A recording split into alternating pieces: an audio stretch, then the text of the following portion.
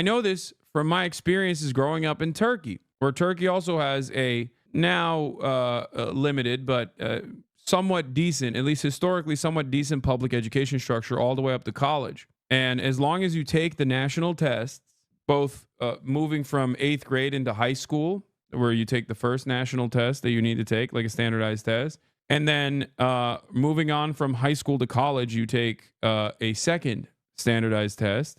You can get into the top institutions.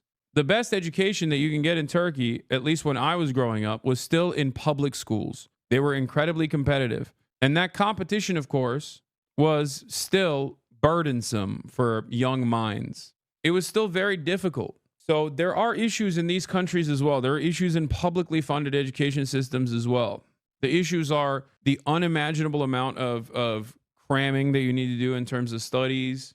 You got to go to cram school basically. You have to go to extra school after school and like specifically study for this test. There's so much stress involved in it. It's definitely not good for people's brains, especially when they're developing. They're under tremendous pressure, tremendous stress. So there are issues in those structures as well. But the major reasons as to why they have significantly better educational outcomes than we do is because it's funded and it's public and it's not pay to win.